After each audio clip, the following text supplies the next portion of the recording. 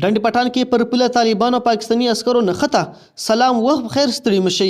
اوس هم بشپړ خبر. د پکتیا ولایت په ډنډ پټان ولسوالۍ کې ډیورن سره په کرښه د پرون ورځې په نښته کې تر اوسه د یو پاکستاني عسکر د وژل کېدو او نورو د ټپي کېدو راپورونه ورکړل شوي دي. دا خبر پاکستاني ورځپاڼې خپور کړی دی. خو په رسمي توګه د پاکستان د بشري پراختیا وزیر ساجد حسین توري یوازې د 7 تنو ټپي کېدل تایید کړي چې د خبره 3 پوځیان دي.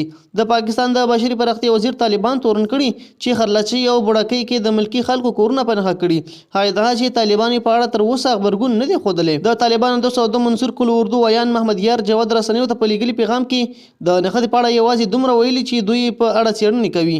په ډنډ پټان کې له دې وړاندې هم له دې امله نښته شوې وه چې ویل کېدل پاکستاني پوځیانو غوښتل د افغانستان په خاوره کې تاسیسات جوړ کړي. د نښته وروسته تر دې کېږي چې تېره اونۍ د کندهار په سپین بولدک چمن دروازه کې یو کس په پاکستاني ملیشو برید وکړ.